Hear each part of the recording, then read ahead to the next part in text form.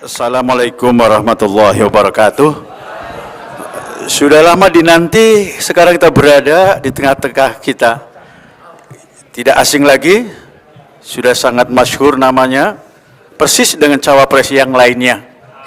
Dan kali ini juga kita akan mendengar pemaparan tentang hal-hal yang berkaitan dengan topik yang disampaikan kepada beliau. Bisa lepas saja topiknya. Apa topiknya, Pak? Topiknya terserah Pak Anies. Biar aja, Prof. Sedikit informasi, ini Pak Anies, cawapres kita, yang hadir di tengah-tengah kita, ini capres ya. Seluruh Dewan Pimpinan Majelis Ulama Indonesia. Yang keduanya dari Dewan Pimpinan Majelis Ulama Indonesia, Provinsi seluruh Indonesia. Ini khalayak yang hadir komunikannya, dan seluruh KBL, komisi, badan dan lembaga Majelis Ulama Indonesia yang jumlahnya tidak sedikit, 30 lembaga. Jadi komunitas mereka kurang lebih ada ratusan, bahkan ribuan. Ribuan ya Prof ya? Ribuan. Kalau jutaan jangan. Nanti yang memilih baru jutaan. Kemudian dari ormas-ormas Islam yang hadir. Mereka hadir juga di tengah-tengah forum yang sangat penting strategis. Tidak perlu berlama-lama saudara-saudari sekalian yang saya muliakan, kepada capres yang kami hormati, yang kami muliakan, langsung saja kami berikan waktu tidak seluas-luasnya, kurang lebih 1 jam. Dan nanti tidak ada tanya jawab, karena kita akan mengikuti etik yang tadi sudah dibangun dalam seksi dengan Pak Prabowo. Silakan kepada. Saya nggak sanggup mau sejam, Pak 15. Ya, kalau nggak sanggup 1 jam, ya 5 menit saja, Pak Cawapres. Monggo silakan, Pak Anies.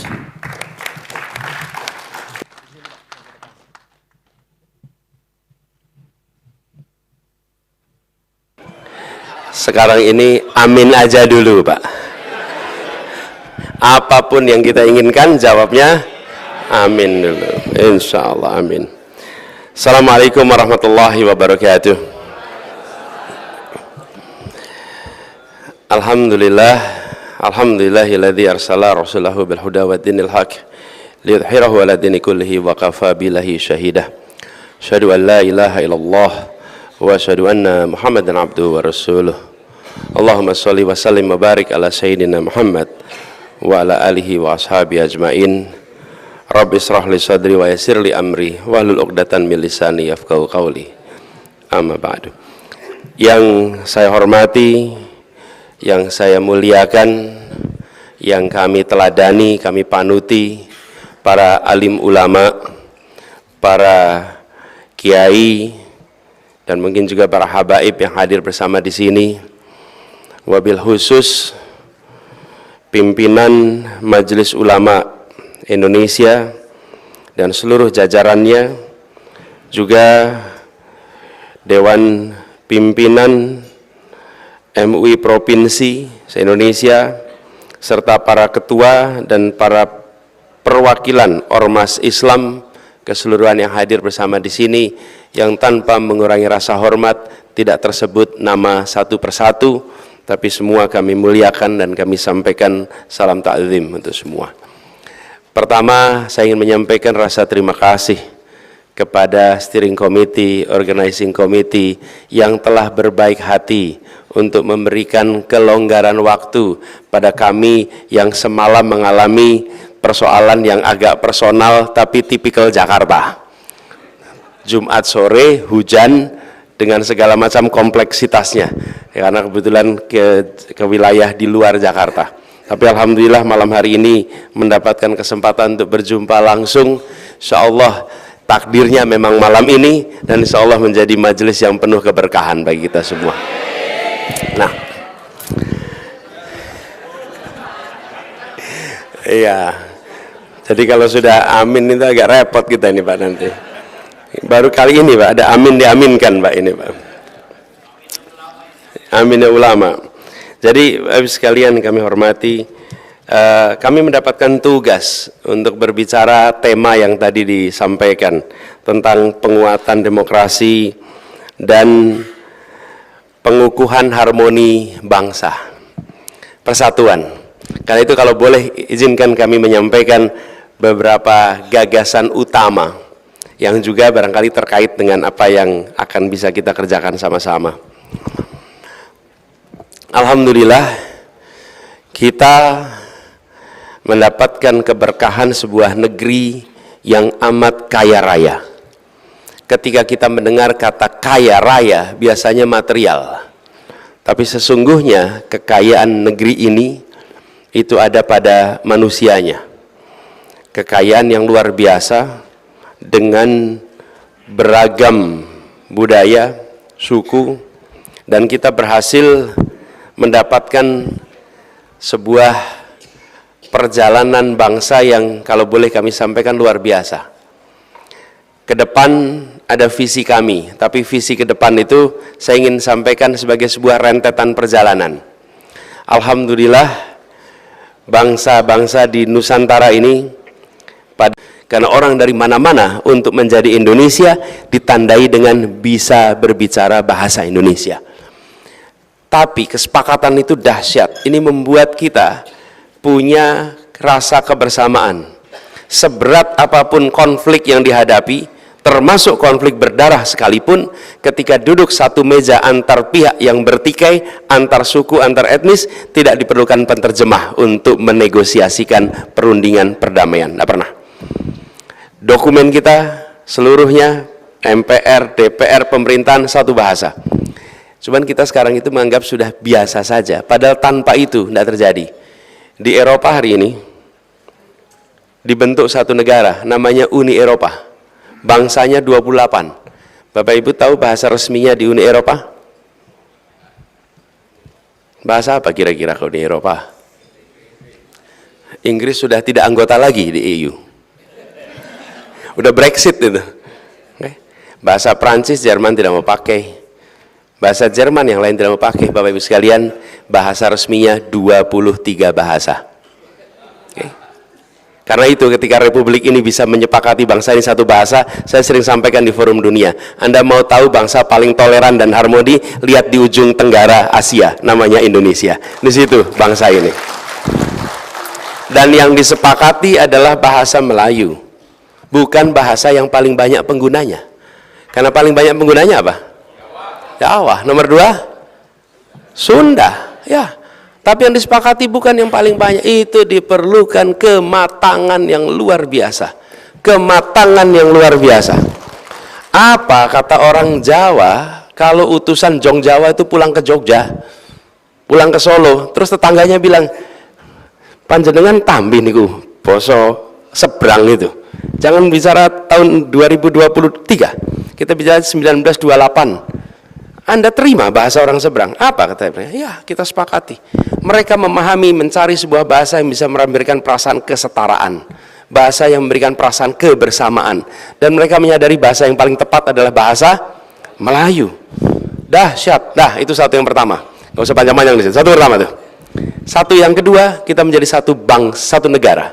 Satu bangsa, satu negara. Tahun 45. Jadi punya negara sekarang. Satu yang kedua. Satu yang ketiga adalah 1950 ketika ada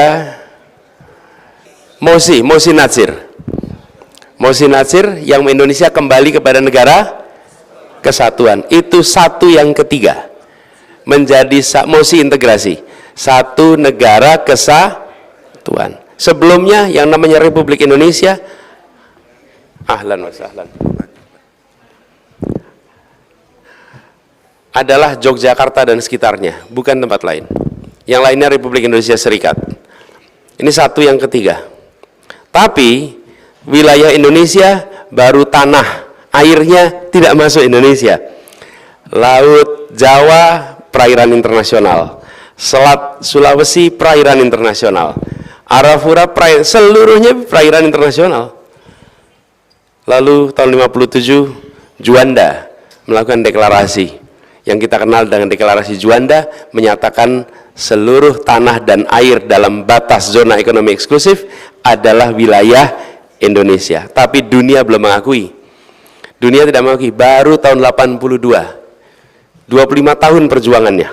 Baru diakui. Ini satu yang keempat. Jadi kita sudah mengalami satu. Ini judul di sini adalah harmoni bangsa. Ini semua menjadi satu ini.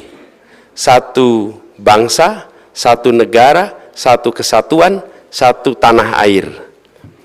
Sekarang kita menuju menurut kami satu yang kelima yang harus kita hadirkan, yaitu satu kemakmuran untuk seluruh Indonesia. Yang kelima nih.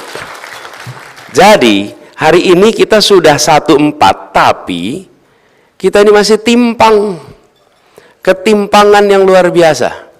Bila kita lihat kualitas manusia, pembangunan itu bukan soal barang yang bisa difoto. Pembangunan itu tentang manusianya, kesejahteraan manusianya. Indeks pembangunan manusia.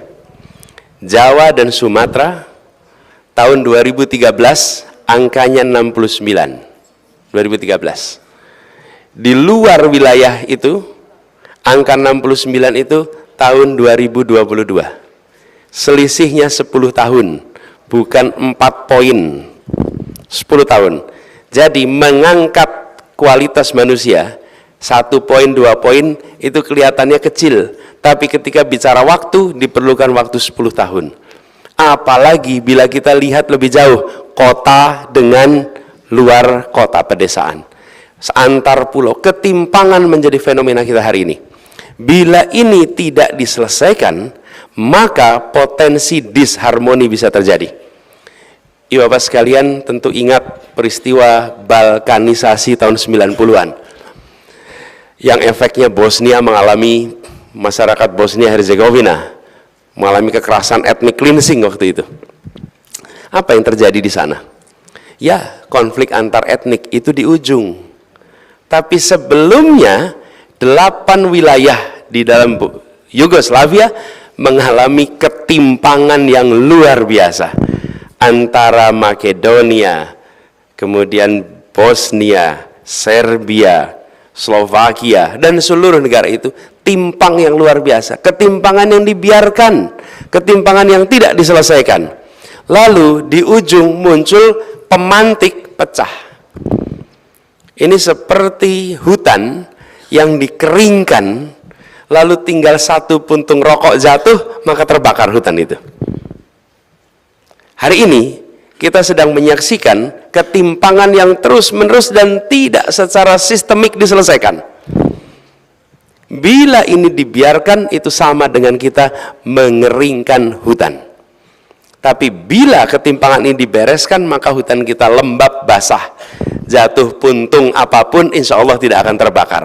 Itulah visi kita, mempersatukan Indonesia dengan menghadirkan keadilan supaya muncul kesetaraan, dan dari situ muncul kemakmuran yang setara seluruh Indonesia.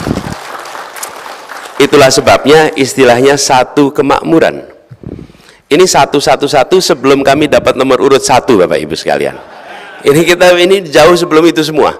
Kami satu-satu. Ini satu yang kelima yang harus kita kejar sama-sama. Nah, bila ini bisa kita kerjakan sama-sama, maka di Indonesia kita akan punya perasaan kebersamaan. Ideologi yang dibawa dalam artian nilai adalah nilai keadilan. Dan ini pula yang ketika kami mendapatkan amanat di Jakarta, amanat ini kami emban dengan mengarus utamakan satu kata keadilan. Kata keadilan untuk semua aspek kebijakan. Kata keadilan, adil itu abstrak. Rasa keadilan itu konkret. Tapi kalau siapapun yang belajar filsafat pasti akan tahu, adil itu abstrak. Tapi rasa keadilan itu nyata. Nah, ketika kita kemarin bertugas di Jakarta, kami sampaikan ini nilainya nih. Nilai yang dipegang apa? Nilai keadilan. Di dalam semua aspek. Setiap kebijakan yang dibuat ditempelkan dengan sebuah pertanyaan.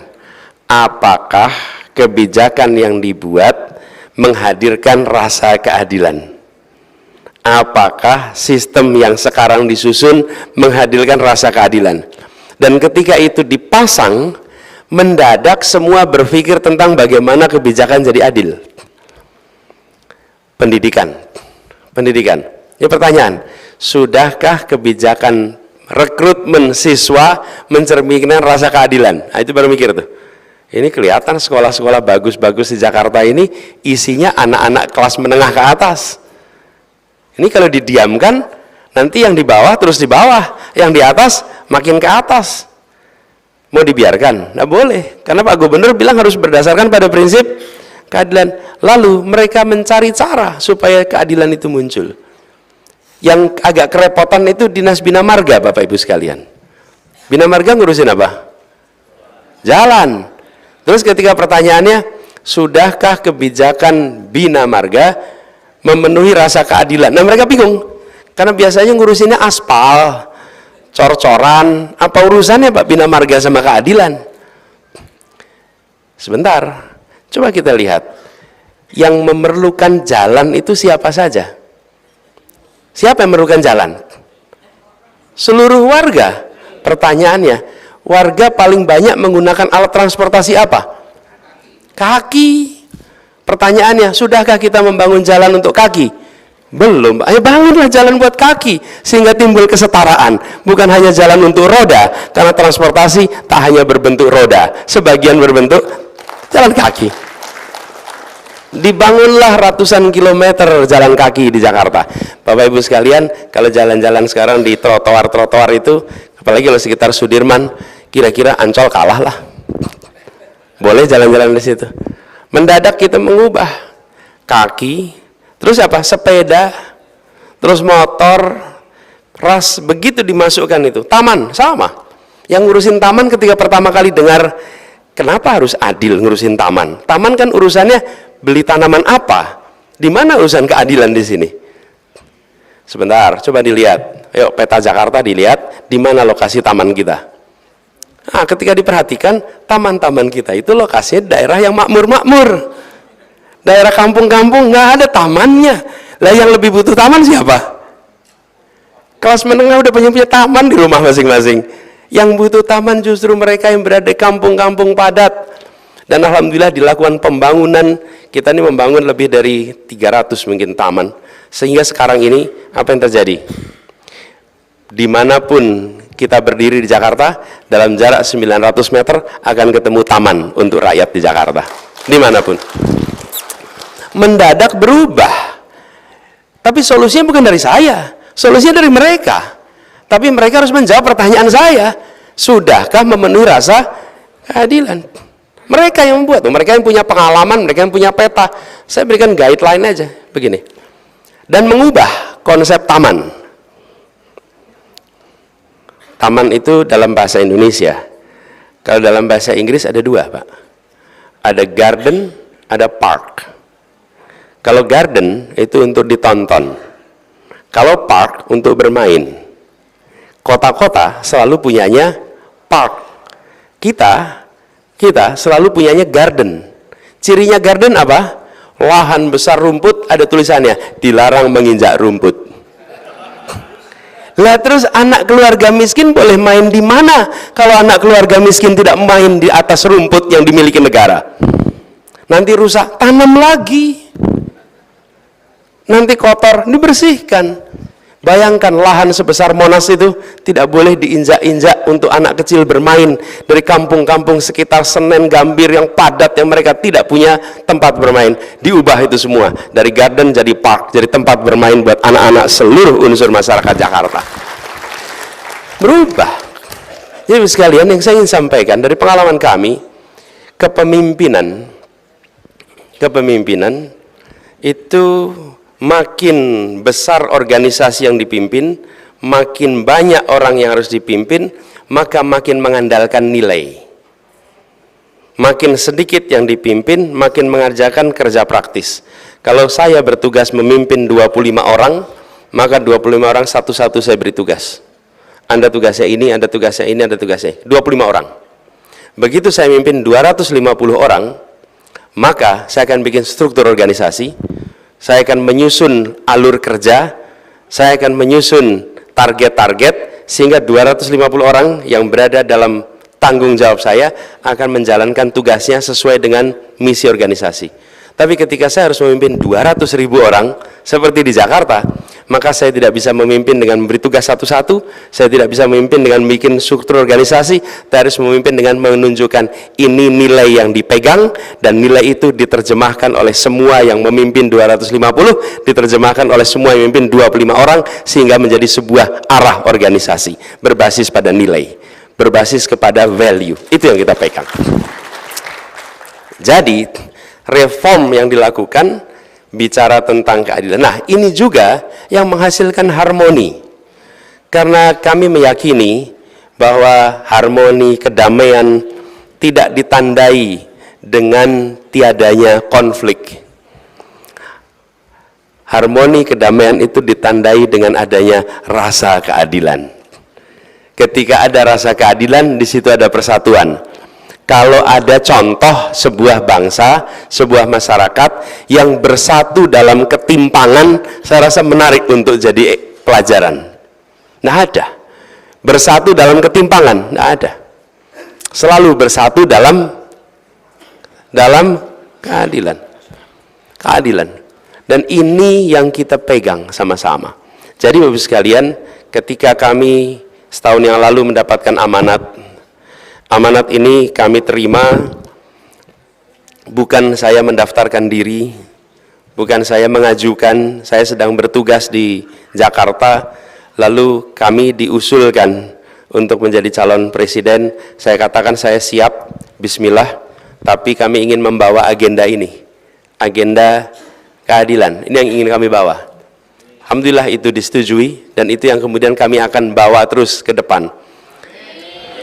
Dengan segala macam tantangannya, karena semenjak dicalonkan, yang mencalonkan pun punya tantangan banyak sekali. Kalau saya udah 5 tahun di Jakarta, macam-macam tantangannya itu, tapi Allah selalu berikan jalan keluar lewat pintu-pintu yang tak terduga sebelumnya. Insya Allah ke depan juga begitu, amin, amin. Nah, jadi lupa saya ini mau apaan itu. Amin.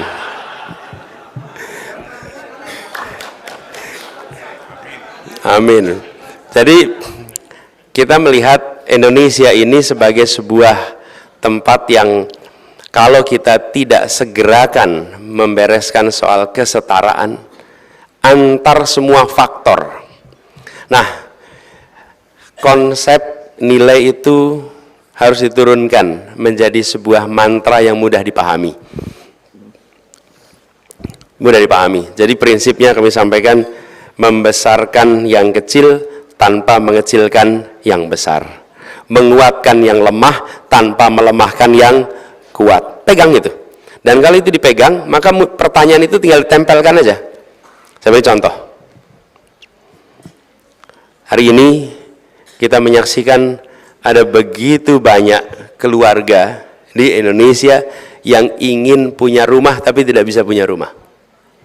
12,7 juta keluarga yang ngantri ingin punya rumah, tidak punya rumah. Kalau di Jakarta, Bapak Ibu sekalian, kalau Bapak Ibu boleh tebak, berapa orang di Jakarta yang punya rumah dan berapa persen yang ngontrak? Ada nggak yang mau nebak di sini? 4951. 49% penduduk Jakarta adalah kontraktor. 51% itu punya rumah. Punya rumah. Ini kalau kita biarkan terus Bapak sekalian, ini biarkan terus. Nanti ke depan makin sulit anak-anak kita akan punya rumah. Kenapa? Senang Bapak sekalian, coba perhatikan. Semua pembiayaan untuk bikin rumah nih, harus pakai KPR. KPR itu kalau ada supir nih, pengemudi, satu pengemudi untuk keluarga, satu pengemudi perusahaan. Yang pengemudi perusahaan punya kontrak dengan perusahaan. Yang pengemudi dengan keluarga tidak punya kontrak. Gajinya sama nih, dua-duanya ke bank mau ngurus KPR. Yang dapat yang mana? Yang perusahaan. Yang ini dapat tidak? Tidak. Nah, mayoritas rakyat Indonesia sektornya formal atau informal? Informal. Tapi negara tidak pernah diatur untuk bisa melayani mereka yang berada di sektor informal. Apa yang terjadi? Tersingkirkan, terkalahkan terus-menerus, sistemik. Itu yang menyebabkan ketimpangan itu makin hari makin sistemik. Mereka yang kecil, yang lemah, waduh, repot sekali. Kami beri contoh di Jakarta, Pak. Satu ketika di Jakarta, oleh gubernur sebelumnya ada pelarangan menggunakan motor di jalan protokol. Jalan Tamrin, Jalan Sudirman, itu motor tidak boleh lewat. Ingat ya, bagi yang tinggal di Jakarta. Saya waktu itu panggil yang punya data. Yang punya data itu Gojek sama satunya itu apa? Grab.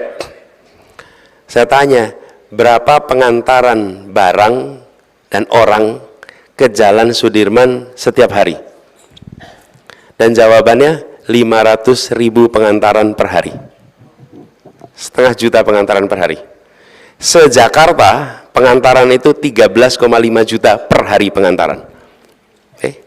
Sekarang Bapak sekalian, ketika jalan itu tidak boleh dipakai untuk motor, apa konsekuensinya?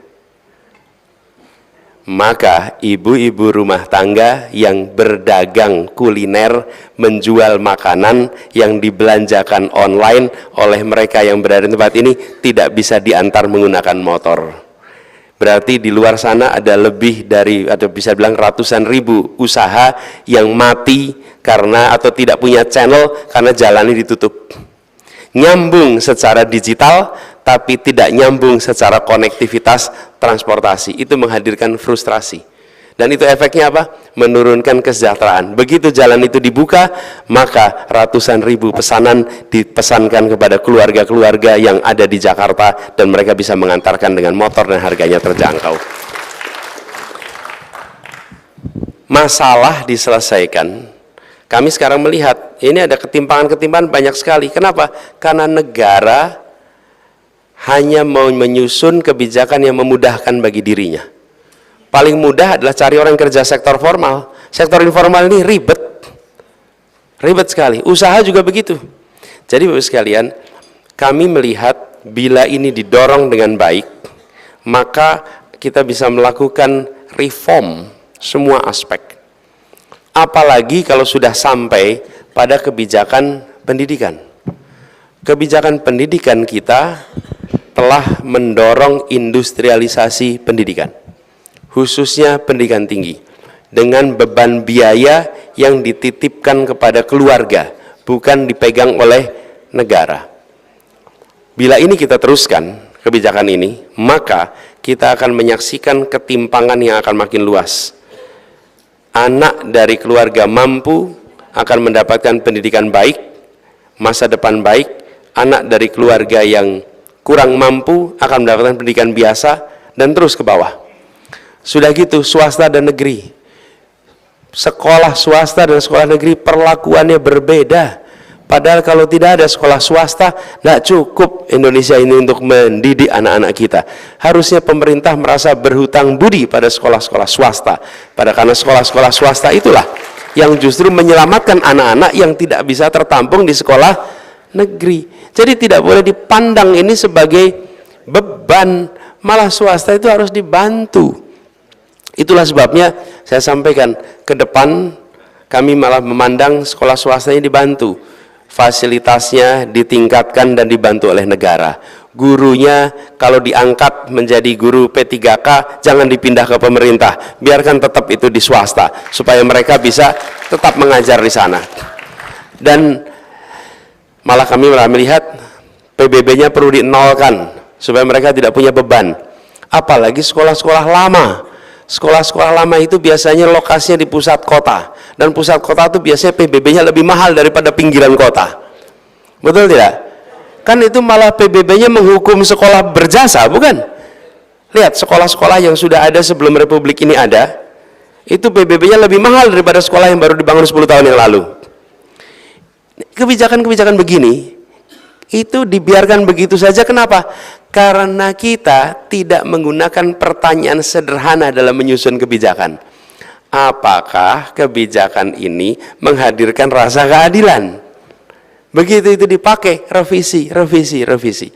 Jadi Bapak sekalian, kami melihat harmoni ke depan itu bukan soal pidato, bukan soal kumpul antar suku, antar etnis, antar agama, lalu terlihat harmoni dalam forum. Bukan. Harmoni itu adalah kebijakan yang disusun, yang menghadirkan perasaan kesetaraan, dan dari kesetaraan itu muncul perasaan keadilan, dan dari situ muncul harmoni dari rasa keadilan itu. Nah, ini menurut pandangan kami yang menurut kami perlu kita dorong sama-sama ke depan. Lalu yang tidak kalah penting, Bapak Ibu sekalian yang kami hormati, salah satu aspek yang tadi disampaikan adalah tentang penguatan demokrasi yang dibebankan pada kami.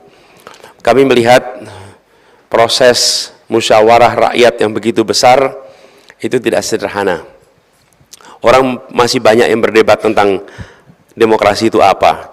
Kalau bicara demokrasi menurut ilmu politik, definisinya ada minimal, ada yang mengumpulkan definisi demokrasi dan terkumpul 564 definisi. Oke? Jadi kalau ada orang berdebat soal demokrasi, barangkali definisi yang dibilang si A dengan definisi yang dibilang si B itu beda. Karena ada 564 definisi tentang demokrasi itu. Jadi, saya ingin sederhanakan dalam konteks kita. Bagaimana kehidupan bernegara ini diatur dengan adab yang benar, dengan etika yang dijunjung tinggi, dan negara yang mengandalkan pada prinsip hukum. Menurut kami, Indonesia harus terus berada dalam relnya, bukan sebagai negara kekuasaan, tapi sebagai negara hukum.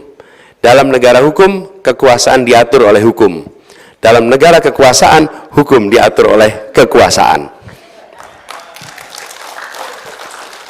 Nah, akhir-akhir ini kita melihat gejala yang agak berbeda, di mana banyak aturan-aturan yang mengalami perubahan, yang prosesnya dan kepentingannya tidak mencerminkan yang sesungguhnya menjadi aspirasi dari kebanyakan rakyat Indonesia.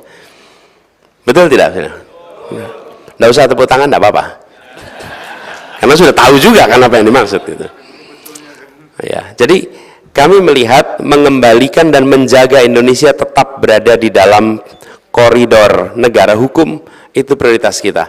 Dengan begitu proses musyawarah, baik musyawarah melalui penusukan suara, penusukan nama partai atau nama orang, maupun musyawarah yang terjadi di dewan, musyawarah yang terjadi dalam tempat-tempat lain, itu semua dibawa dengan menjaga etika, dengan menjaga prinsip sebagai sebuah negara hukum. Ini membutuhkan keteladanan. Ini membutuhkan keteladanan. Karena tanpa keteladanan kita akan mengalami kesulitan untuk menjaga agar negeri ini menjadi negara hukum yang kuat. Lalu, Bapak Ibu sekalian, kita punya PR yang tidak kalah penting. Indonesia bukan hanya indeks demokrasinya turun, tapi juga Indonesia dianggap turun di dalam penanganan korupsi. Korupsi menjadi satu masalah yang hari ini makin hari makin terasa besar.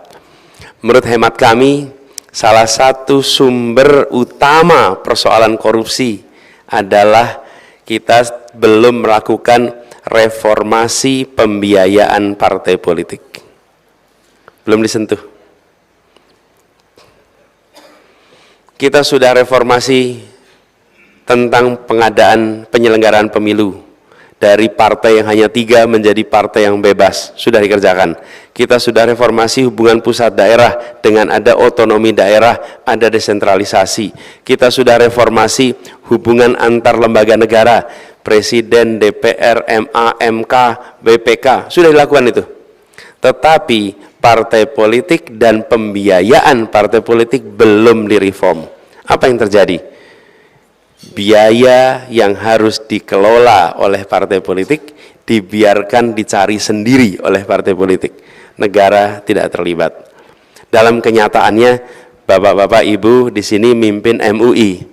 MUI itu punya biaya operasional, bukan? Provinsi juga punya biaya operasional, bukan? Pertanyaannya, kalau tidak dialokasikan anggaran, maka harus mencari sendiri. Oke? harus mencari sendiri. Nah kita ini maunya tutup mata, pokoknya partai tidak dibiayai, bagaimana Anda membiayai, kami tidak mau tahu. Konsekuensinya apa? Ya mereka kemudian partai politik harus mencari kreativitas dalam tanda kutip untuk membiayainya.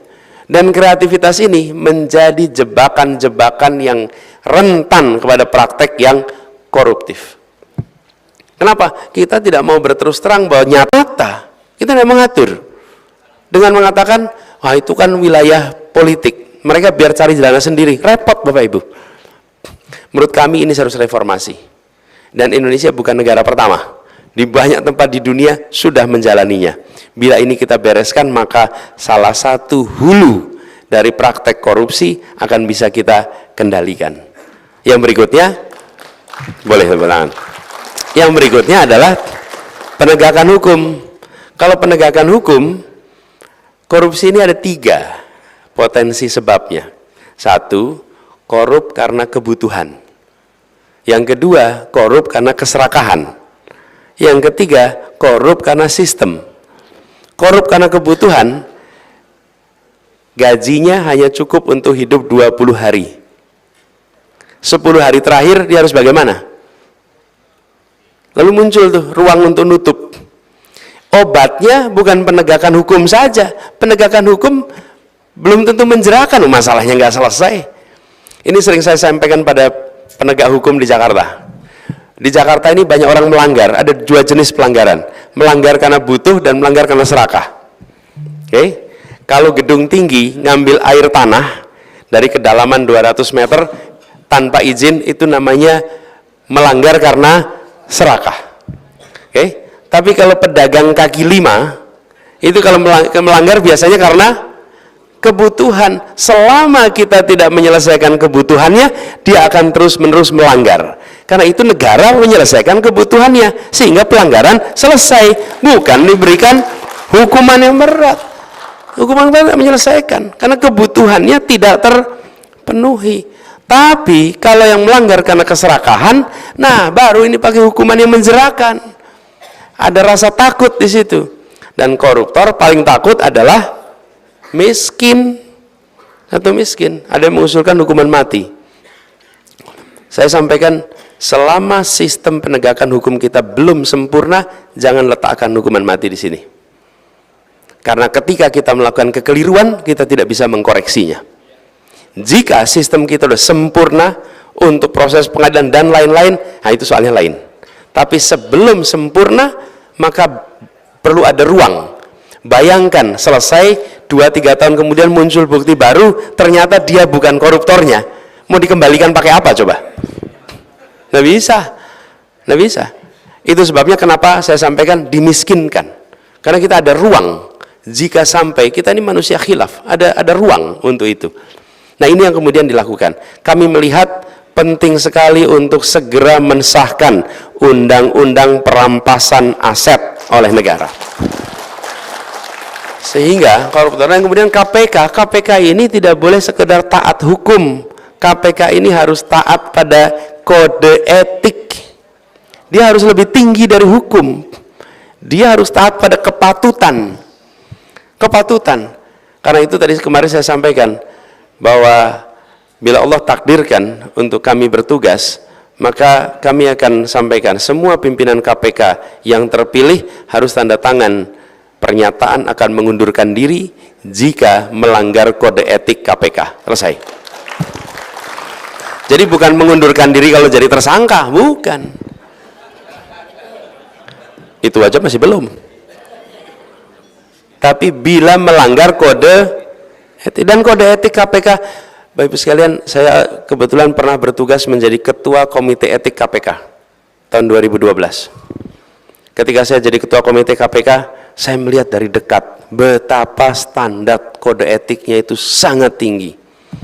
Dan pada waktu itu saya belum pernah, ini saya cerita sedikit, saya belum pernah datang berada di sebuah kantor yang ketika waktu duha musolanya penuh dengan orang-orang sholat duha, kecuali di KPK. Betul-betul, saya datang kantor banyak, tapi hanya di KPK, ini peristiwanya 2012. ketika waktu duha itu semua hadir di situ. Begitu waktu sholat masuk, semua berbondong-bondong ada di musola.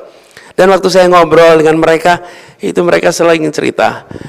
Kan di musola kita duduk gitu, Pak, kami yang di sini ini betul-betul hanya mengandalkan pada pertolongan Allah, tidak ada yang lain. Karena yang dihadapi luar biasa. Bapak Ibu sekalian, luar biasa. Kita di sini tahu beres, Bapak Ibu. Karena mereka tak bercerita. Itu kalau datang ke situ ketemu dengan mereka-mereka yang bertugas, kalau saya mengatakan saya bangga lihat anak-anak muda penuh integritas yang waktu itu menjaga KPK. Luar biasa.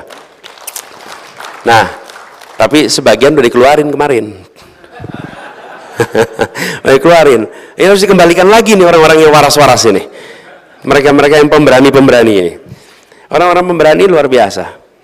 Saya pernah ngobrol dengan satu orang. Saya cerita, kenapa kamu mau di KPK jadi berani? Itu saya cerita gini, Bang, saya dulu pernah tugas di polisi, dikirim ke Aceh. Kemudian ada konflik bersenjata di situ. Lalu peluru-pelurunya itu kenanya rambut saya, Bang. Bapak sekalian coba bayangin, peluru itu kenanya rambut. Gitu. Jadi saya ini sedang dikasih bonus umur sama Allah. Kalau enggak, saya sudah selesai berapa tahun yang lalu. Jadi bonus umur saya ini cuma mau saya pakai untuk membersihkan korupsi di Indonesia. Tidak lebih dari itu. Izin Pak Anies. Jadi Bapak sekalian, 5 menit lagi. Ya. Jadi Bapak sekalian, yang kita saksikan apa? Sebuah badan membersihkan korupsi harus berisi orang berintegritas. Dan orang berintegritas itulah yang harus kita jaga agar tak berada di situ dengan kode etik yang dijaga tinggi. Jadi Bapak sekalian kami hormati, izinkan saya merangkum atas apa yang saya sampaikan, bahwa Indonesia harus menuju satu kemakmuran, karena dengan satu kemakmuran kita akan bisa merasakan Indonesia memberikan perlakuan yang sama bagi semuanya. Itu dilakukan lewat apa? Lewat mereview semua kebijakan yang ada agar kebijakannya membesarkan yang kecil, menguatkan yang lemah, tanpa mengecilkan yang besar, tanpa melemahkan yang kuat. Garisnya itu. Lalu di dalam proses ini semua kita menyaksikan perlunya menjaga tatanan negara ini untuk selalu berada di dalam tatanan yang menjunjung tinggi adab di dalam bernegara, etika yang dijaga, prinsip negara hukum bukan negara kekuasaan ini. Lalu salah satu masalah terbesar Republik ini adalah praktek korupsi, dan praktek korupsi ini diselesaikannya melalui satu, yang karena kebutuhan dibereskan kebutuhannya, yang karena keserakahan diberikan ancaman hukuman yang menjerakan, dan institusi yang mengelola penegakan hukum untuk korupsi yang serakah adalah KPK. KPK-nya ditinggikan standar kode etiknya. PR kita banyak. Saya hendak sampaikan pada semua, tidak mungkin kita bisa menyelesaikan seluruh masalah yang ada di Republik ini. Tapi insya Allah satu hal yang pasti, kita ingin perubahan itu bisa kita kerjakan dalam tempo yang sesegera mungkin. Itu sebagai pengantar bagi kami. Terima kasih. Kurang lebih mohon dimaafkan. Wallahu muwaffiq ila aqwamit thoriq. Nasrun minallah wa fathun qarib. Assalamualaikum warahmatullahi wabarakatuh.